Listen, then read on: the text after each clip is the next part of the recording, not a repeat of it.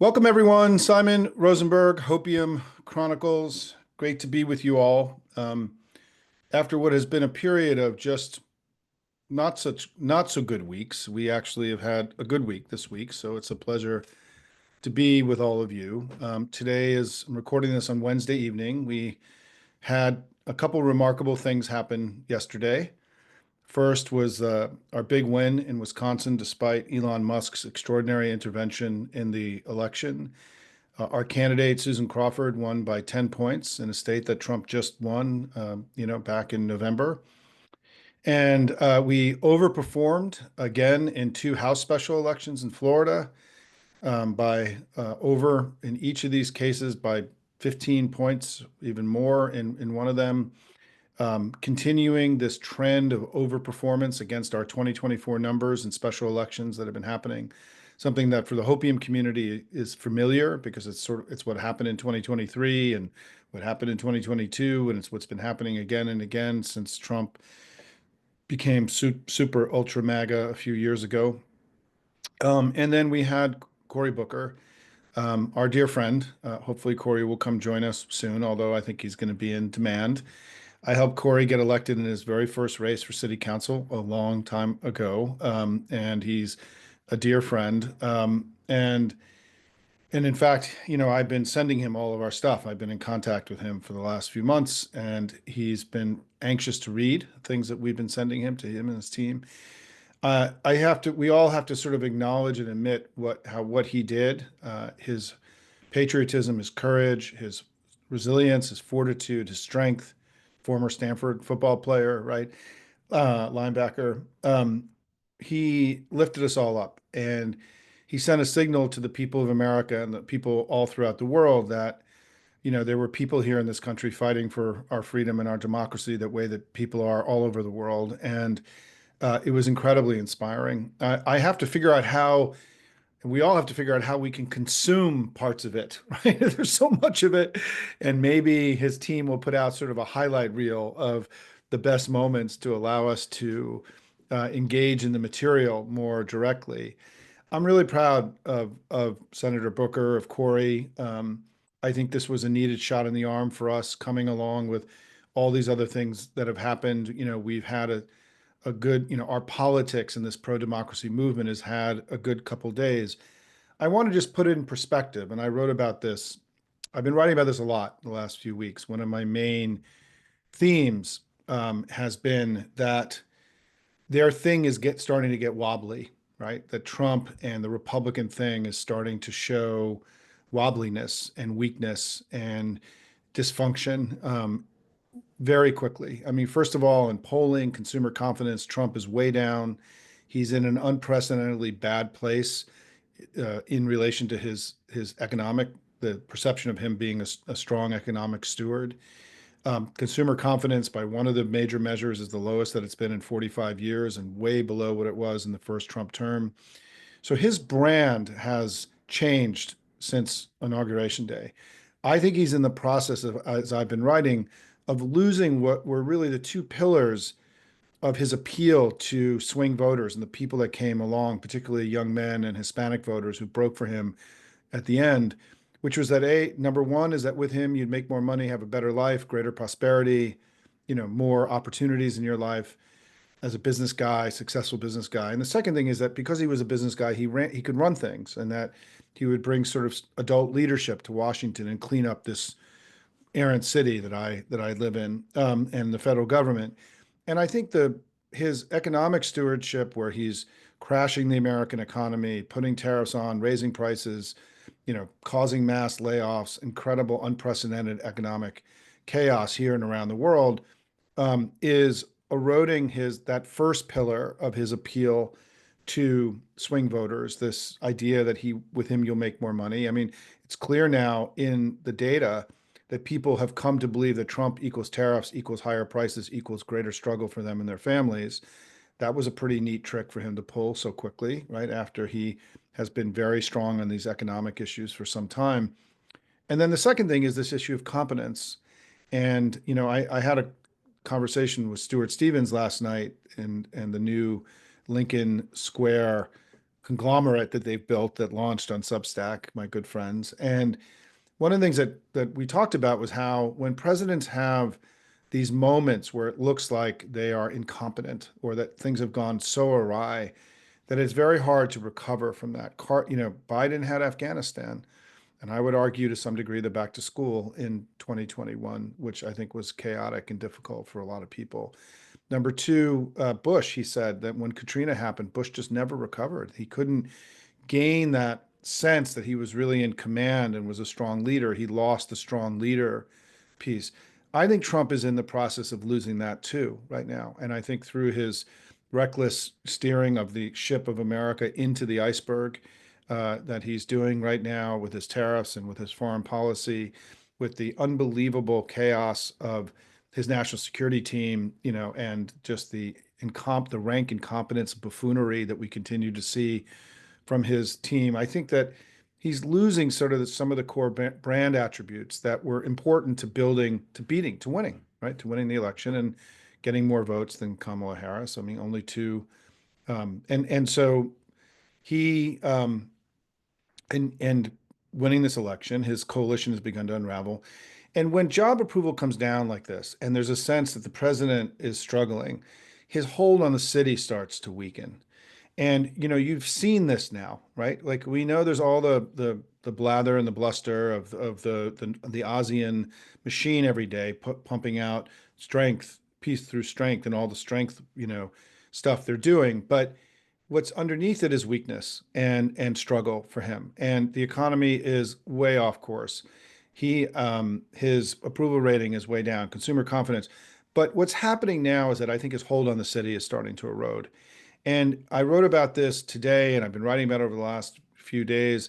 We've started seeing now, I would consider sort of unprecedented Republican willingness to challenge the Trump, Mike Johnson, Thune sort of status quo, and which they were unwilling to do during the nomination process, and they've been unwilling to do.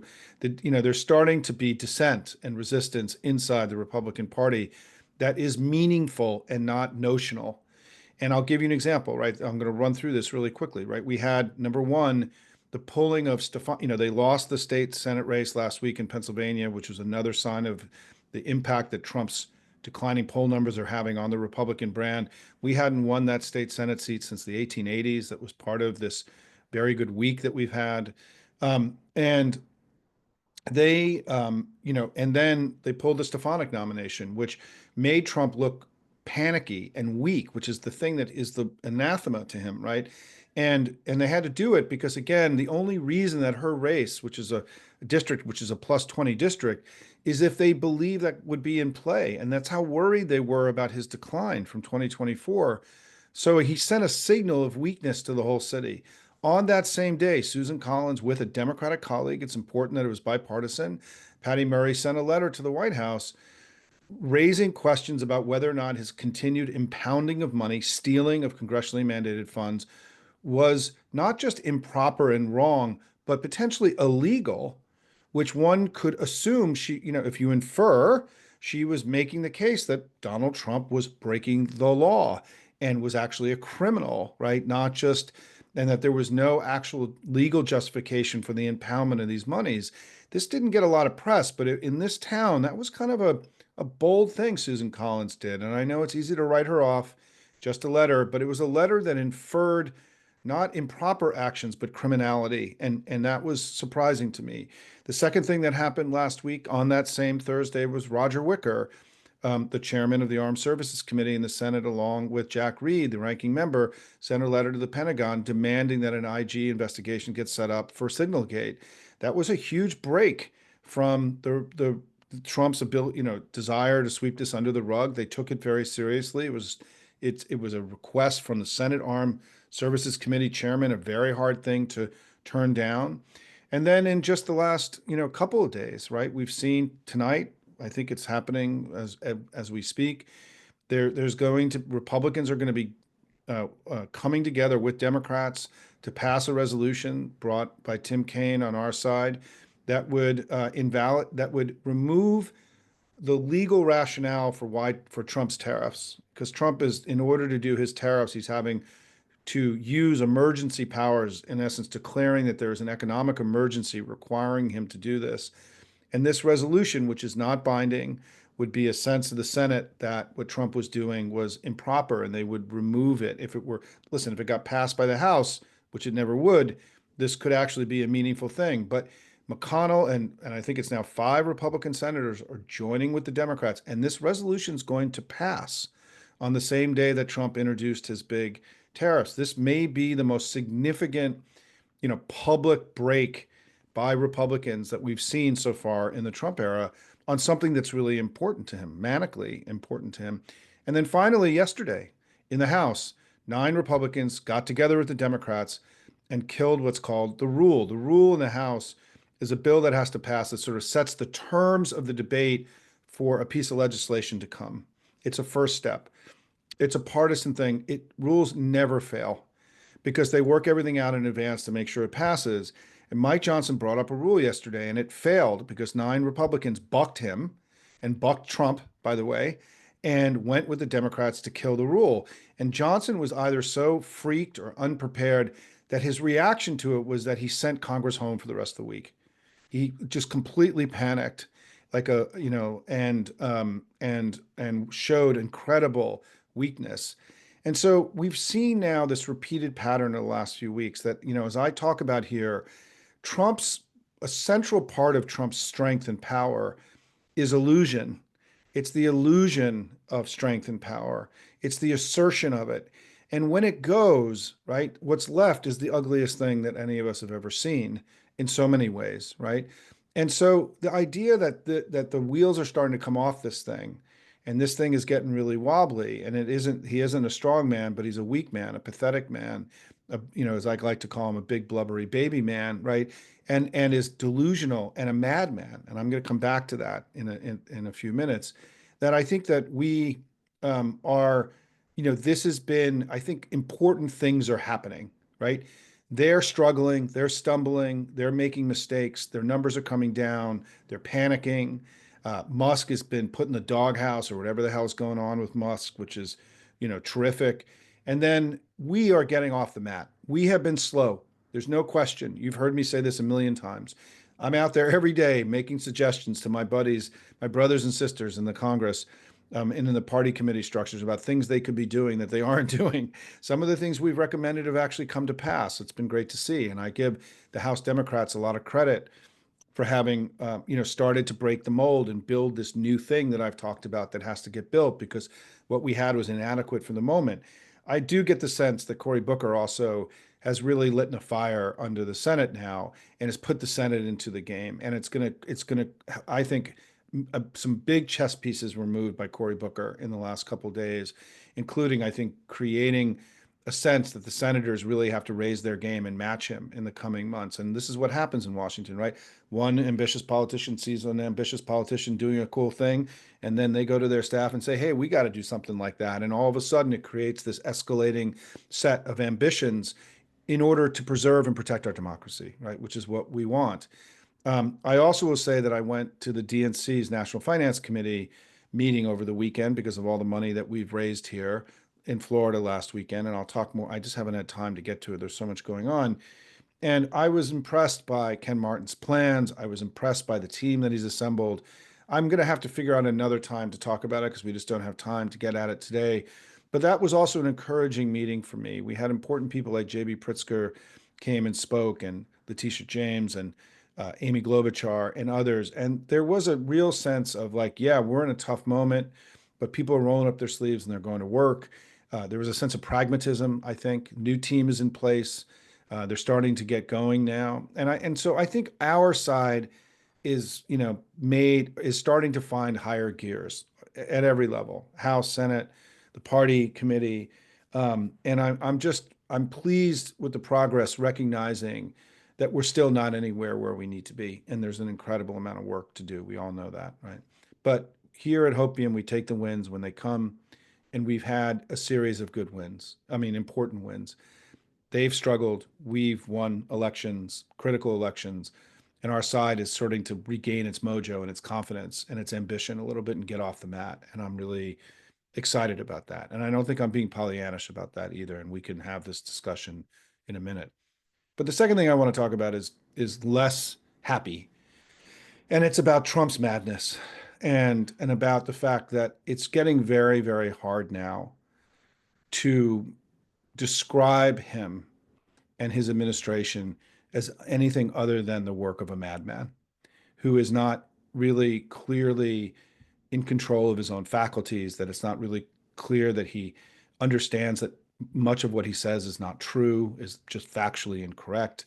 His tariff announcements tonight were full of just wild falsehoods and assertions of things that were imaginary, as if he's living in some alternative reality. I mean, the most powerful nation in the history of the world has a madman in charge, and it's not good. And he's doing extraordinary damage to the country, to our economy. We are going to come out of this poorer, less safe, and less free, no matter what. I mean, this idea that there's some plan that he has to make us great is the big lie of the Trump administration. I mean, he has no plan to make the economy better than the economy that he inherited. Remember, I showed this to all of you during the election. The Wall Street Journal over the summer published they did a poll of leading economists, and the headline of the poll was American economy, the envy of the world, right? So Trump inherited one of the strongest American economies in American history, the strongest developed economy in the developed world, and he's completely crashed it. And in a very short period of time, on purpose, by the way, making us poorer, making prices are going up, increasing struggle for everyday people. His attack on our government is lawless, unconstitutional, illegal, going to do extraordinary damage to our ability to create prosperity and take care of the American people. I mean, vital programs are getting eliminated that are going to make people's lives far worse very quickly. And this is all coming with incredible speed. He's acting as if the constitutional order and international law don't exist. I mean, these tariffs that he's placed in Canada and Mexico, for example, are illegal under the trade agreement that he negotiated in his first term.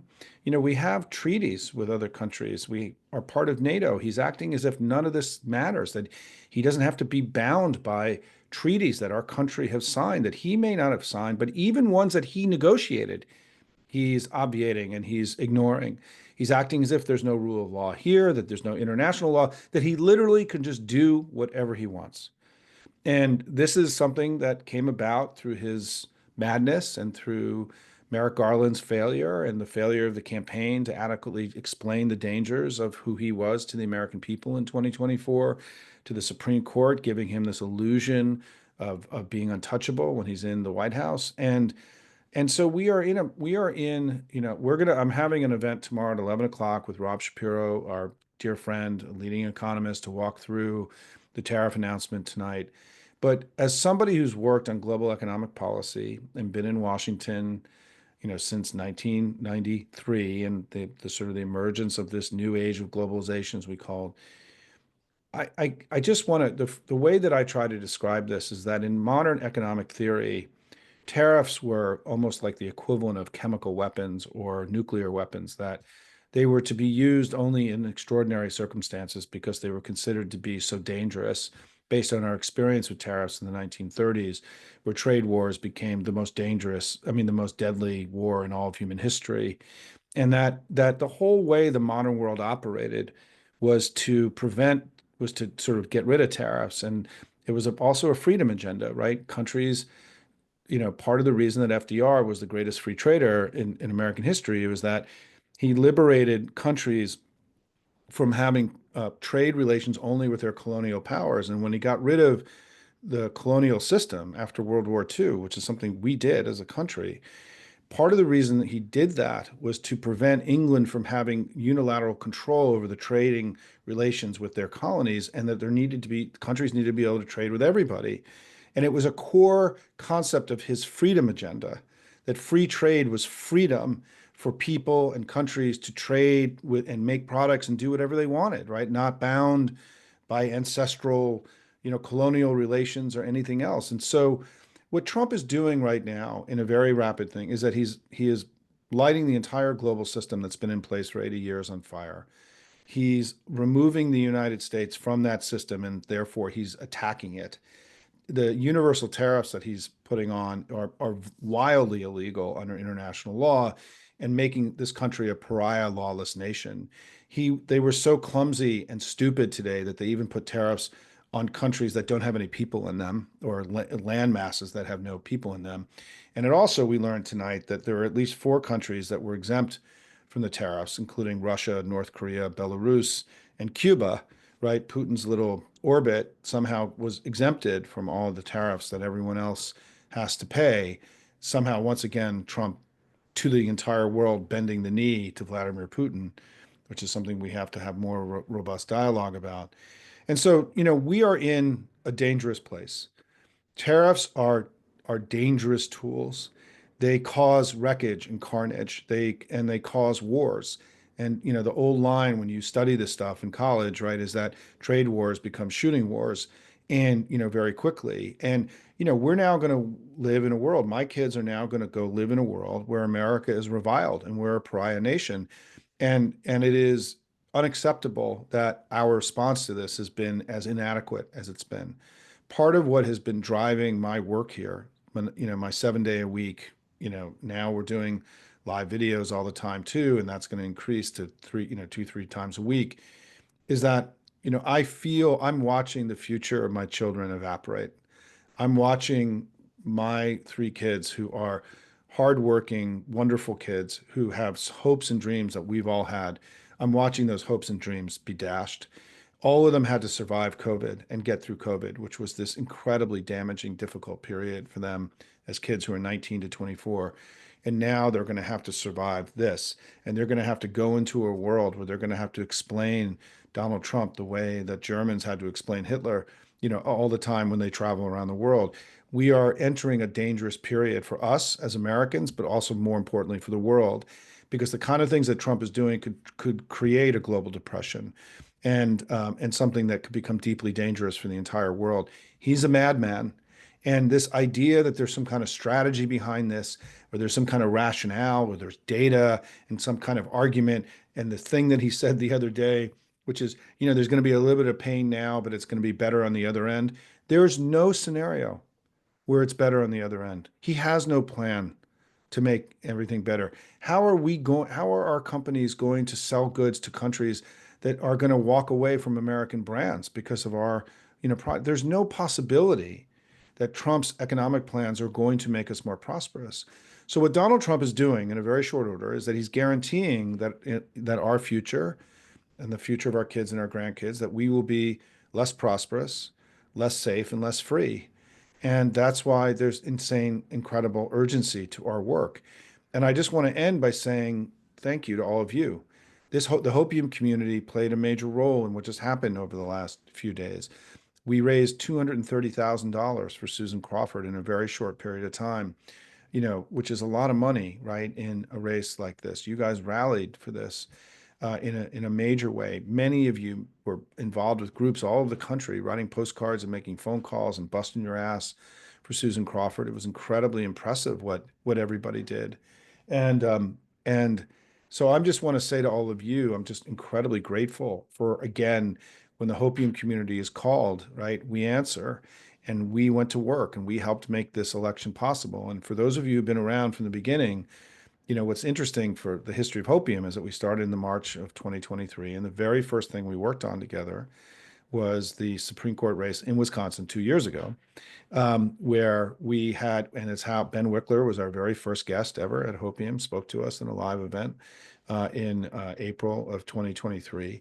And so here we are 2 years later now, winning another Supreme Court race. And so, folks, what I want to say is my summary here is that, look, their thing is wobbly. Trump's making mistakes. This tariff thing tomorrow is going to tank the markets. His numbers are going to continue to go down. And I think that, Republicans are aware of how dangerous this guy is. They know this thing is rotten. They know this thing is bad. And the important thing is they're starting to break from him. And as we've discussed here, little cracks can become big cracks. Little wins can become big wins.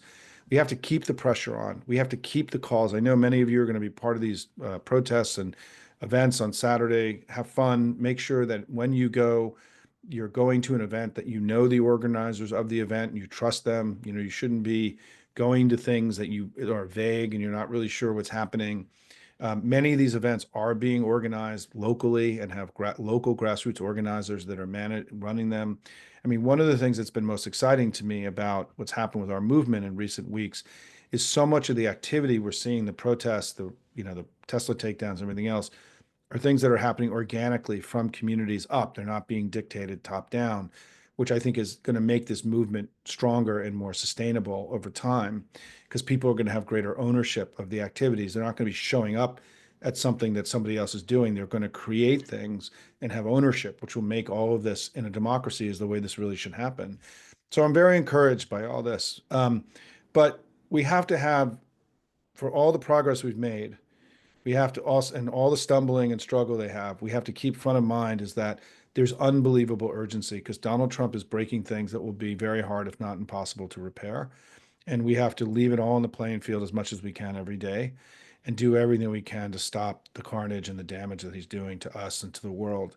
That's our job. And I think that the urgency, I think, is going to be more universally understood after tomorrow and the market reactions. The futures markets are way down here and all around the world.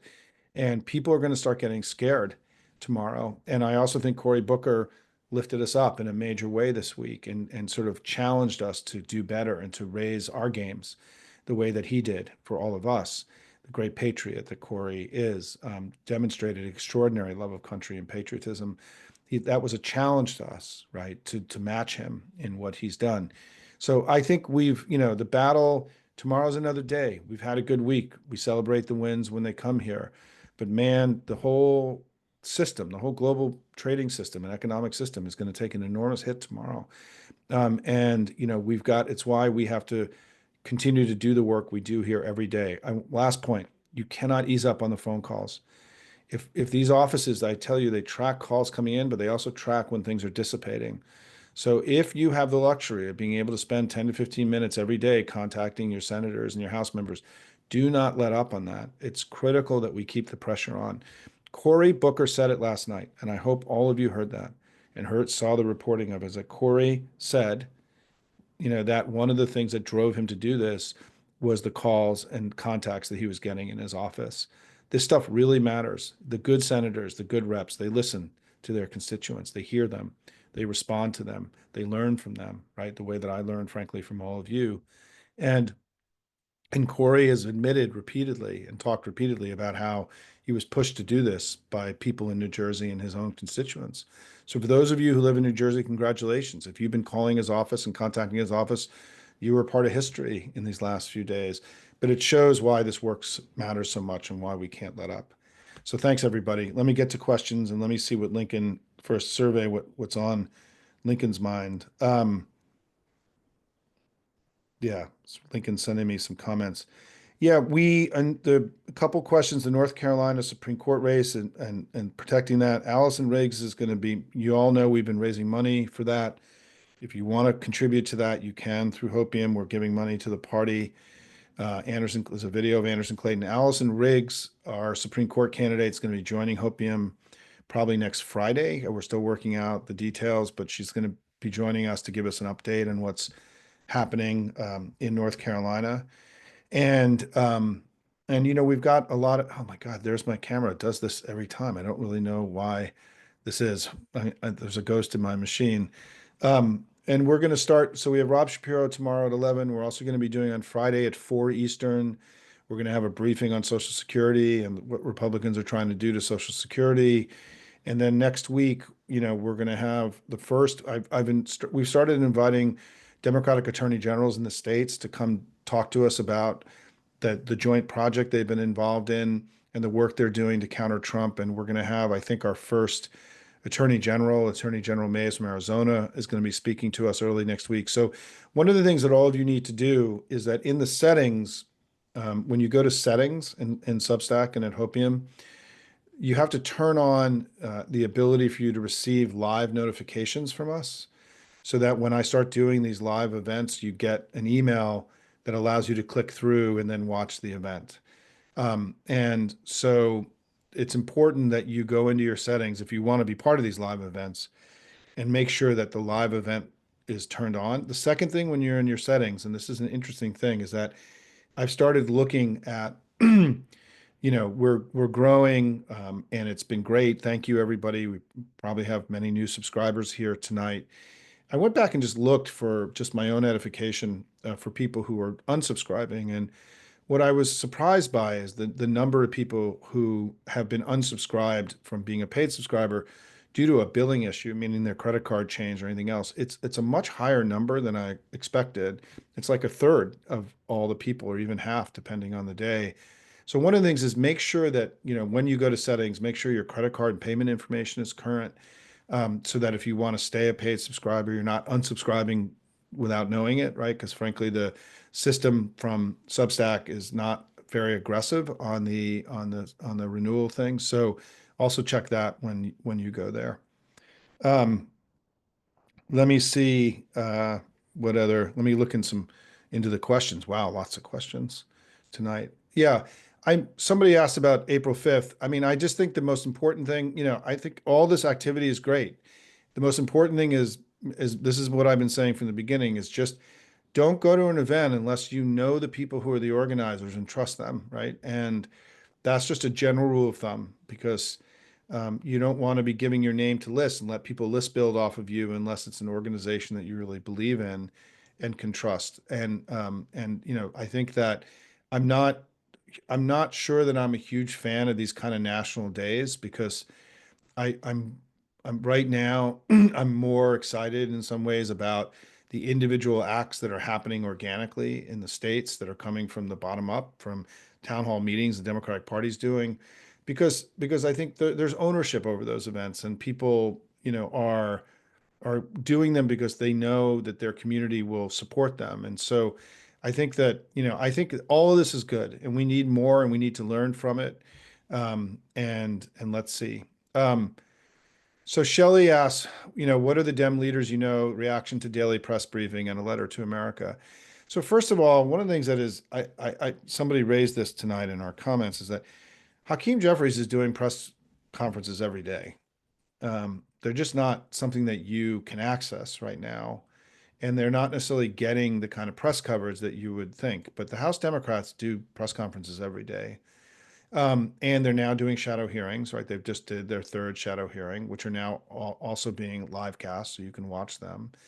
Um, and they aren't necessarily breaking through, but we have to do this, and eventually we'll break through. And the second thing is the letter to America. I have been very aggressive, particularly in the last couple of weeks, in really trying, particularly, somebody had a beautiful comment on Hopium last night that Cory Booker's speech was a letter to America, and they were right about that.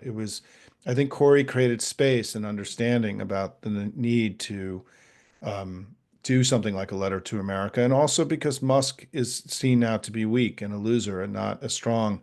And we have to open up what I've called the second front. In addition to the economic stuff that we're doing, we need to be talking about the attack on our government, the assault on the constitutional order, Trump selling out the country to Russia, and selling out America and the West to Russia and to Putin. These are things that we have to talk about, and open up what I call a second front. I mean, when you fight a battle or a war, you don't only fight in one place, right? You try to open up second fronts and third fronts to sort of weaken the opposition. And I think we've done a good job on the economic front, Social Security, Medicaid, the tariffs. I think we're doing a good job. Trump's numbers are coming down. We're in the game on that. We have this other set of things that are about the other damage he's doing that we need to open up a second front, in my view. And I'm being very aggressive in talking to more and more members, talk to members about it at the NFC retreat. I was at a DCCC event today. I'm being very aggressive, and it's possible that that idea was a little bit ahead of the moment, but I think the moment is catching up with it, and let's see what we can do. But listen, let's just be clear about the things that we talked about before they happened, right? There is a much more aggressive press conferences now. Everyone we now have shadow hearings. We've seen these town halls, right? I mean, we put out a thing to start organizing in the 17 battleground House districts. Things are happening that we've wanted. We just need more of it. And we also need our leaders to be able to communicate more effectively to us that these things are happening. And as I said in other briefings I've done, I think one of the things that I underestimated was how hard it was going to be for leaders in the House and the Senate who are managing in the minority very old institutions to sort of pivot as quickly as I think I would have wanted, or we all wanted, into this sort of modern communications posture.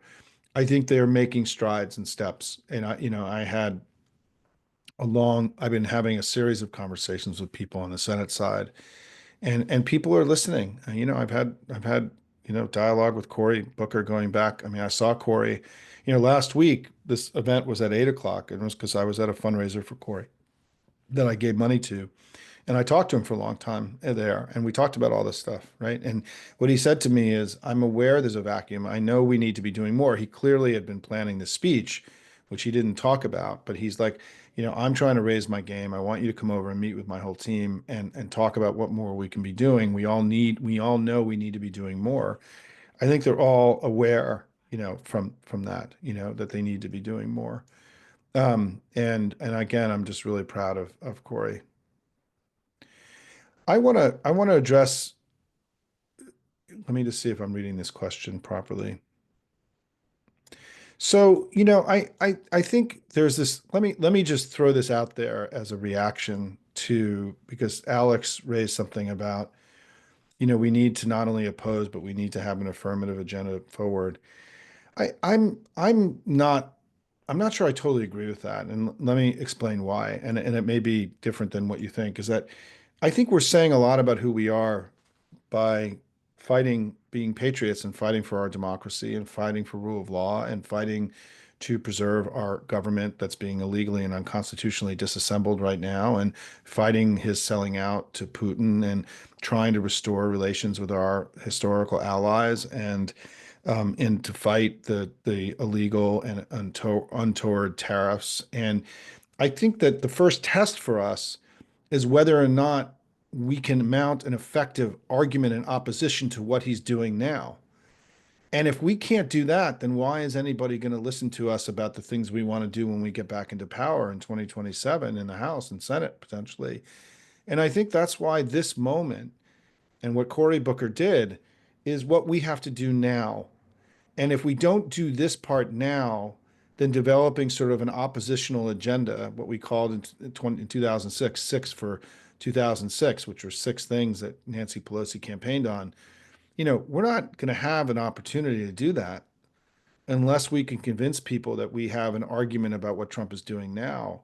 And I just want to say that I think that there is in our system a kind of a lack of understanding of the gravity of what's happening in Washington right now, and how, our government is being essentially dismantled and under the guise of efficiency. As and I've said before, there's no version of making our government more efficient that would eliminate the NIH or get rid of the CDC or the FDA, right? Or privatize our air traffic control system for Elon Musk to manage himself personally, or to disable the IRS so that it loses $500 billion a year of revenue. I mean, this idea that there's anything happening here that has to do with efficiency as opposed to just wanton destruction is incredible. And I think, in part of the reason that the public doesn't really totally understand this is we haven't made it a priority to communicate this to the public.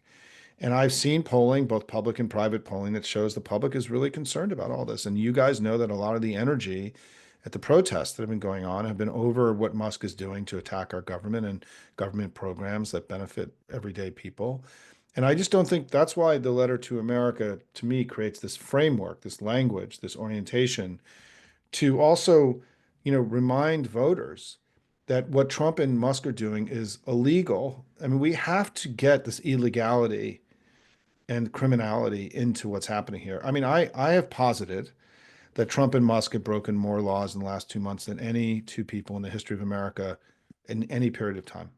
I mean, hundreds and hundreds of laws. Musk is breaking dozens of laws every day, and they're serial criminals. And the idea that we haven't just said that, right? That we haven't communicated the law breaking, that somehow this notion that for lots of Americans, they still think that what he's doing is somehow making the government more efficient when when we now have, we have, kids showing up at hospitals in the Southwest and in Texas with vitamin A overdoses because they're taking vitamin A instead of getting measles vaccines. I mean, this is crazy shit, guys. And, we have to open up I'm glad that Elizabeth Warren is doing the Social Security War Room, but we should have a war room about the destruction of the government. I mean, this is one of the reasons that I brought um, Don Beyer on this yesterday, was that, he's helping lead the charge in this in the House. And I think that, I don't, as somebody who's lived in the city for a long time and knows, and perhaps because I've done more work, as much as I've been part of Congress, I've also been attached to the executive branch, right, and being connected to presidential, and perhaps I have a greater understanding of what the federal government really does. But we are seeing things that are getting disassembled that could take decades to repair right now. And we don't have a public health system in America anymore, right? That's gone as of this week. We don't have the ability to track disease outbreaks any longer. It's not clear that we have an independent air traffic control system for much longer. Elon is taking this program that was for funding rural broadband, hardline rural broadband, and he's going to seize it and redirect it to Starlink, which is a theft of tens of billions of dollars that he's just going to do, right? I mean, Elon is just stealing the country blind right now, right? These are things that the American people deserve to know. And we have an obligation to talk to them about it. And somebody raised this question about Signalgate. Yeah, I don't know why Signalgate has faded so much. I mean, today we learned that the National Security Advisor has had 20 Signal chat groups. We learned yesterday that the National Security Advisor has been running some of those groups through Gmail, which is, you know, famously insecure email system. And whether they were doing this to share our secrets with other governments on purpose, there's no, the explanation is either treason or, the most incompetent motherfucker in the history of the world, and or both, right? And but the idea that the National Security Advisor, the guy for the whole government of the United States who runs and coordinates all national security, was using an incredibly elaborate, insecure set of systems, when, trust me, they get heavily briefed, man. They have skiffs and all this other stuff. And it means that he purposely chose to expose all of the workings of the National Security Council to outside, to outside countries, and even to private actors in the United States. I mean, obviously he should be fired. Obviously, these are, by the way, these are also crimes, right? These are crimes they committed. And one of the things we're going to have to do, and I've heard other people talk more about this than I have, is that we have to make clear that even though Merrick Garland was failed to prosecute crimes that were committed, that when we come back into power, we are not going to be Merrick Garland, and that there's going to be accountability for the crimes that are being committed. I mean, if we're going to regain the trust of the world, these MAGA guys are going to have to, they're all going to have to go to prison, and because otherwise it looks like we have allowed MAGA to continue. I mean, MAGA is going to have to, there's going to have to be accountability here, in order for, my children to be able to go out into a world and be treated with the respect and dignity that Americans have enjoyed for generations around the world, right? And because we've allowed, our madman in this political movement is now affecting the livelihood of people everywhere in the entire world. We've become, we're now party to having become mass murderers because of the elimination of you and the vaporization of USAID.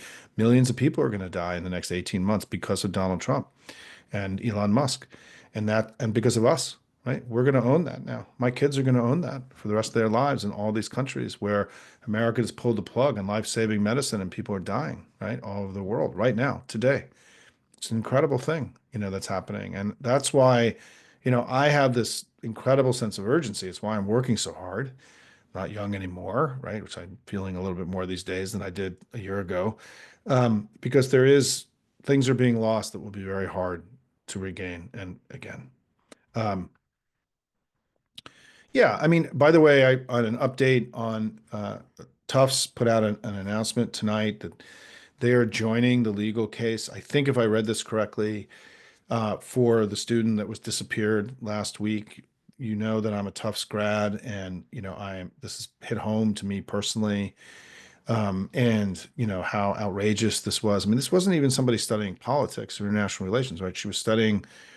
Tufts has a very well-regarded, what do you call it? Youth development. It has a different word. Child development studies, and she was a PhD student studying how to make social media work in a more constructive manner in civil society and not be so destructive. That's what she was studying at Tufts, PhD student, and trying to make social media work in a more constructive way with young people. And this person, was disappeared by masked Interior Ministry agents who pushed her into an unmarked van and took her away without due process. It's an extraordinary thing. I hope all of you also saw the story this week about that. It's a Maryland man who had a protective order by a judge ensuring that he stayed in the country, was here legally, and also had a protective order that he could not be deported. And the government knew that he had that protective order, knew that he had not been committed a crime. He's the father of, married to a U.S. citizen, father of 3 children, and he ended up in that prison in El Salvador. And the government, in a court filing on Monday, admitted it was a clerical error. And then they also admitted they have no way of getting him back. So imagine that Donald Trump, the world's most powerful man, doesn't have the ability, given that our Homeland Security Secretary was there at that prison just a few days ago, that they're admitting in court that they know he's not there properly, but they're not willing to go get him back. It's hair-raising stuff, everybody. Yeah, of course they can get him back, right? I mean, that's, you know, I mean, if they can put in our DHS secretary in the middle of all those guys, right? Um, Let me see. Yeah, I mean, Stones, Olaf raises that, Joe Rogan broke with Trump, right? I mean, Joe Rogan and these guys have come to realize that Trump is trying to remove millions of people who are here legally, including a bunch of these people that were sent to El Salvador or here legally to not commit crimes. They did it based, apparently, what we're now learning is that literally it's based on tattoos, and there is now reporting that this Venezuelan gang that they're targeting doesn't actually use tattoos. So who knows what, and there's no justification. I mean, they've taken and removed a bunch of people. Many of them were legally here and legal residents, and just threw them into a prison in another country. I mean, it's obviously wildly improper, illegal, unconstitutional, whatever the word is.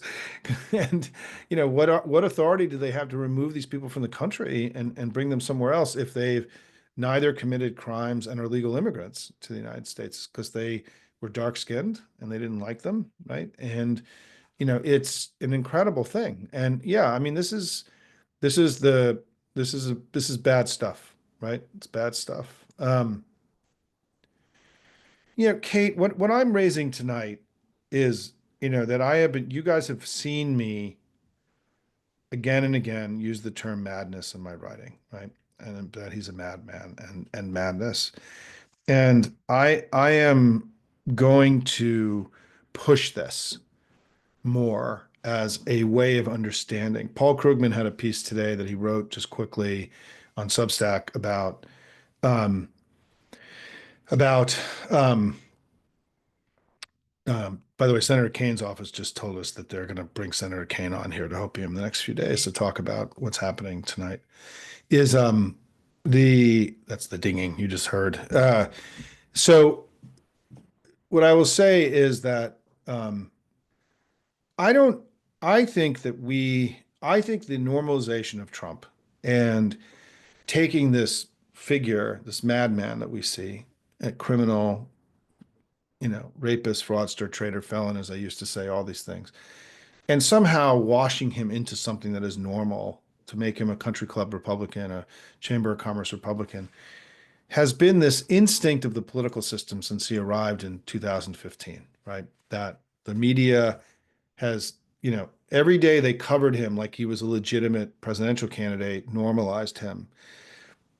And it's a feature of the system, right? For somebody who was abnormal, and the fact that he was covered as if he was normal, then he took advantage of a normalization process. That was not something that Kamala Harris had to be normalized because she was normal, right? And so our system hasn't figured out how to talk about him. But I will tell you that what I saw tonight on Blue Sky and other places of people who are follow global economics and trade issues, the numbers that Trump used tonight to justify these tariffs were all made up. They were imaginary numbers. There's whole stories that he's telling about the global, us being, our economy was the envy of the world. We're the richest country in the world. I mean, all these countries, the idea that, our per capita income in the United States dwarfs all these European countries. The idea that these countries are somehow taking advantage of us, there's no data to back any of that up. And it's an imaginary thing. All of this is imaginary. It's all madness. And I think that for people that deal in numbers and who are not political people, right? The economists and all the economists and all these investment banks, everything are all going to have to like interpret what Trump said today. And I have a friend who is worked at USTR as a global, as a graduate degree and all this stuff, who I've been texting with tonight, who works, in Congress, who said, let me just read to you what he wrote. And this is somebody who worked at USTR, has been working in global trade issues for a long time. He wrote, nobody knows what's going on, and it's fucking insane. Right. So the, I told you that one of the land masses that was had a 10% tariff put on it was a landmass that had no people on it, right? And or that Russia was exempted, and Belarus and North Korea and Cuba.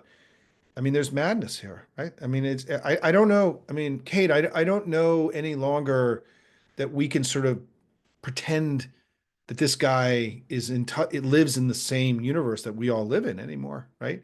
The number of things that he says every day that are just completely batshit crazy and his inventions, right? But this is when the rest of the world is going to start telling the United States that you don't stop this guy from blowing up our economies, right? Like we're never going to have relations with you guys ever again, right? I mean, this is getting really serious now because we're going to start affecting the livelihood of everybody in the entire world. I mean, he's dropping the equivalent of a nuclear or chemical bomb on the global economy, now. He's going to nukes here, right? Why? I mean, when he came into office, America was the most prosperous nation in the world. This idea that somehow you could construct grievance out of this, it's insane. And there isn't any logic to it. It's not like, well, I don't really know these issues. I don't really know, Simon. This is complicated. I didn't really study this stuff.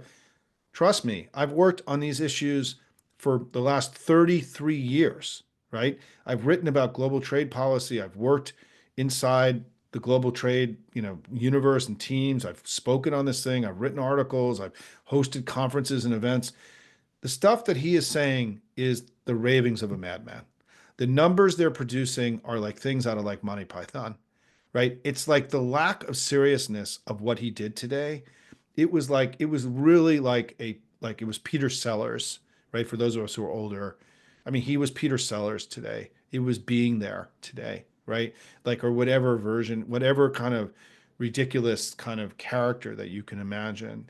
And it's just not okay because there's live bullets in the gun, that he's shooting around.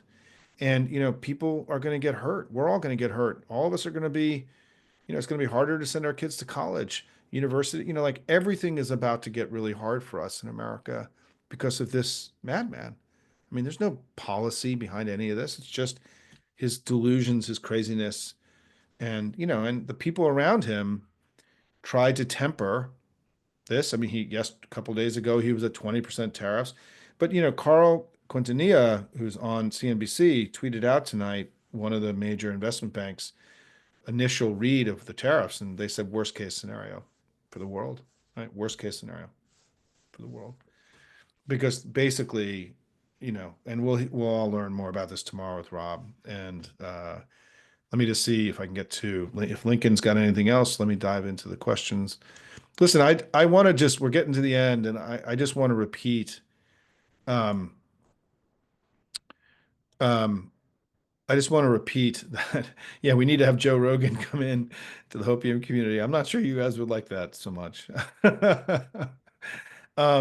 The I just want to repeat that I'm very proud of all of you.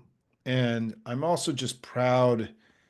I love going to the chat every day. I tell my wife that I spend way too much time reading the chat every day because I'm learning from all of you about what you're seeing, like, and how the work we're trying to do, how it's actually working or not working, or when you can't get through to a Senate office, or, you do something that works, and the joy that you have that you share in your self-reports, right? This has become very important to me as a way of me understanding what's happening in the country. And what I've been so amazed by, right, is that, usually on Sundays or Mondays, people from all over the country come to our chat and talk about the protests they went to here and the action they took here.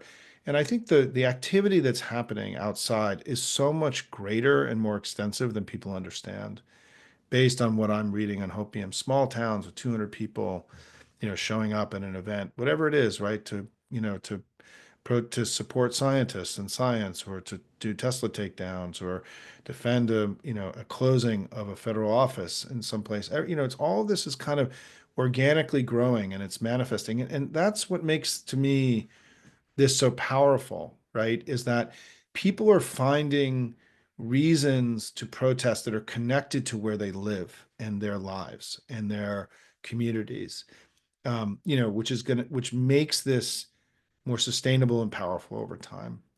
And I will say, I read an article. So I also read an article today. Politico had a story about Trump has told the inner sanctum in the White House that Musk is out and is going to be going soon. We'll see, right? He can change his mind tomorrow, right? But in the story, which was a very long story, I'll share it in Hopium tomorrow. It was a very long story, heavily reported. And what was clear, what the reporters believed, is that Trump is actually really worried about what's happening politically right now and his loss of power and strength and losing these elections. And that what the story reports is that he doesn't like the protests, and then all the stuff that's going on is spooking him. And because he knows that if he loses the House, he'll be impeached immediately. And he doesn't want to go through that again. And so I just want you all to know that the work that we're doing really matters. It matters because, as people have said here, every step you take, you inspire others to join you, right? And you become an example, the way that Cory Booker was an example for all of us. Whenever you do your work, you're being an example to others. You're setting an agenda. You're putting good out into the world. And the way this works is that, a million people working, then it's 1.1 million, and then 1.2 million, and 1.3 million. And your leadership in doing this work, because you are leaders by doing this, right? I'm just really proud that we pivoted when we did to not just working on elections, which was important, as we saw, but that we've been so instrumental in creating this understanding of the need to contact members of Congress, to use this tool of democracy, of constituent service and members listening. Cory Booker went on and on about how important it was that he heard from people.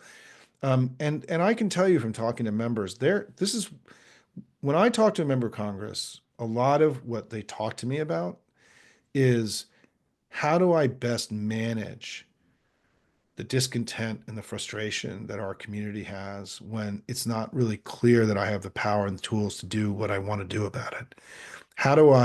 I'm hearing from people and I know they're upset, but there's limits to what I can do as a member. What more can I be doing? Give me advice about steps I can be taking to be responsive to my constituents who are upset about what's happening. That's the conversation I'm having with every single senator and House member when I talk to them. I saw many of our Hopium 7 today. That's what they wanted to talk about. What more can we be doing? We know people are dissatisfied. We know we need to be doing more. What do you think we should be doing? Well, a letter to America or whatever. I go through my stuff, but you guys have made a big difference. They're hearing you. They know that they need to be doing more. And what's happening now is that there's now incredible work being done about doing more. Like I think we're past that point where everyone knows that we have to do more. It's now, I think you're going to see Cory Booker, as I said, challenged, but it all comes back to this basic thing. These calls, the contacts of the offices, the protests, the bodies on the street, this has changed the trajectory of our country, what you guys have done. Donald Trump is spooked by it. That state Senate loss last week, I think, really shook up the White House. Stefanik was gone by Thursday. They have real pollsters. I look at every poll that comes out. Donald Trump has really tanked in a very short period of time. This is real. This is not, he can't bullshit his way through this. And what was interesting in this reporting in this story is that, they know that he's like weak and struggling. They know that Musk is unpopular. They know all this. So if I can just leave you with one message this week, right, is that this work we're doing together, it really matters, and the only way a movement gets built is that it doesn't get built from the top down, it gets built from the bottom up. And the work that you're doing every day is building this movement for the country. You're building this movement. You're not waiting for someone to tell you what to do. This is a very American thing, right? We just go out and do our thing. And I think that for all this desire to have a single leader, a single voice, a single message, that's never going to happen. What's going to be is it's going to be the great beauty and tapestry of this diverse country and our diverse movement of everyone deciding how they're going to contribute and how they're going to give. But the critical thing is you have to keep what I've been really excited about in recent weeks is reports in Hopium of people who say, I called three friends and they're coming with me to the Tesla takedown, or they're going to be there on the April 5th event, or, they started making calls with me, right? You need to keep expanding the circle of people who are part of this. You need to help me continue to grow Hopium. Hopium's had a good run the last few weeks. Let's get more people in. We're about tonight or tomorrow morning, we're going to hit 150,000 subscribers, right? We're one of the top 20, 25 political substacks in the world, right? But we can keep doing, I want to expand our sensibility, our work ethic, our commitment, the grittiness of this place, the patriotism that we all have. I want to bring that to more people. Because as you know, you all have friends who are like, what can I do? Well, one of the things you should do is go hang out at Hopium. It's free, by the way, and you don't have to pay anything. And so I just want to conclude by saying I'm really proud of all of you. We take the wins here when they come, and we had important wins in the last few days. Our movement got stronger. We put some actual W's on the board in the last few weeks. We've spooked the other side. Their thing is getting wobbly because at the core, they all know how rotten this all is and how failed this all is and how Trump has become far more of a madman than they really imagined. I don't know why they're really surprised by that, by the way. Um, but we have to retain both that positive, optimistic, upbeat sensibility while also working with this incredible sense of urgency about the things that are being lost and how we can't let up for 1 minute, and trying to keep those two things in our mind simultaneously. I know that part of the reason I work so hard is that I try to do my best for all of you every day. When I get up in the morning and do Hopium and hold these events, I'm trying to share with you the things that I think are most important for you to know about, because we don't chase the new here, right? We don't go chase things that are just the news. We still stay focused on the things that are important. And so I'm very careful about selecting guests and topics that I feel like are the most important things that I'm seeing that day that are really matters to you. Continue to give me advice and counsel on what we can be doing to make this more rewarding for you. But listen, guys, we've done a good job, and we've worked our ass off, and we continue to put points on the board for the country. And I'm just really grateful to be in this community with all of you. But man, we still have a lot of work to do. Take care, everybody.